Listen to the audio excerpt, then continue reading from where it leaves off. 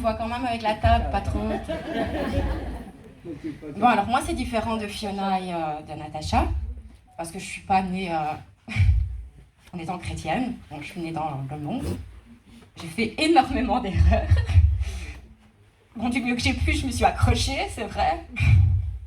J'étais quelqu'un qui buvait beaucoup, sortait beaucoup. J'étais aussi dans la drogue. Et j'ai fait pas mal de bêtises. Et le jour que ma mère m'a emmenée ici, j'ai eu peur de Carlo. Quand je l'ai regardé de haut en disant « Mais non, c'est pas vrai, Dieu n'existait pas. Il faut savoir que j'étais athée. Je croyais en rien. » Et j'avais toujours cette idée-là, quand j'étais jeune, que je sortais tout le temps, qui me disait « Demain, va à l'église, va à l'église, va à l'église. » Et je me suis dit « Mais pourquoi j'ai cette idée-là dans la tête, en fait? Pourquoi je dois aller à l'église ?»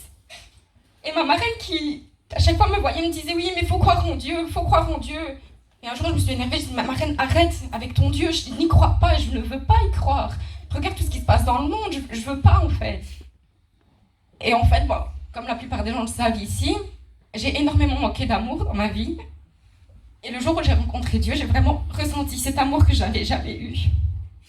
Bon, après, tout le monde le sait, avec mes parents, ça n'a pas toujours été évident.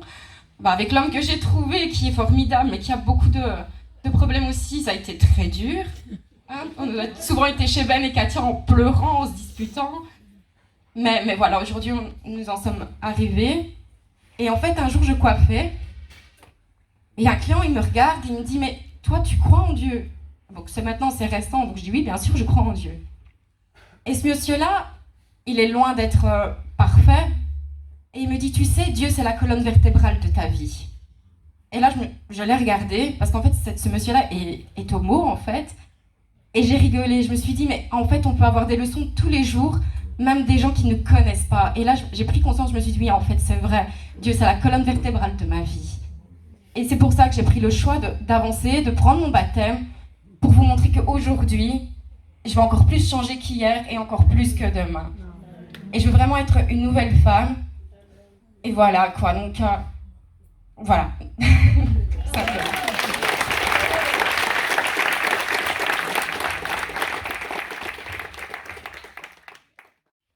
L'église, c'est la famille. D'accord? L'église, la famille, c'est l'église en miniature. Donc ici, on a un époux et une épouse qui se marient. Qui se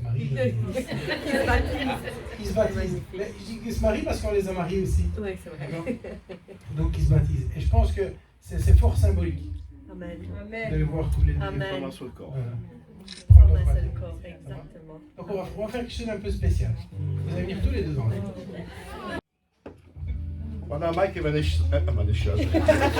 Vanessa, vous êtes liés l'un à l'autre. Et aujourd'hui, vous décidez tous les deux de vous lier avec Jésus. Et c'est une joie d'accueillir ce couple dans la famille de Dieu. Amen. Et c'est une joie de voir que depuis que tu es venu le Seigneur, tu as appris à ta mère à dire c'est quoi l'amour. Une chose que tu n'avais pas eu aussi. Elle a eu sa guérison. Tu as eu ta guérison par le Seigneur. Elle a eu sa guérison à travers toi. On accepte ton Seigneur. Et c'est ça qui lui a fait accepter le Seigneur un jour. Et ça, c'est vraiment magnifique. Voilà, Mike et Vanessa. Maintenant, vous prenez la décision de vous baptiser. C'est pour cette raison que vous baptise au nom du Père, du Fils et du Saint-Esprit. Amen.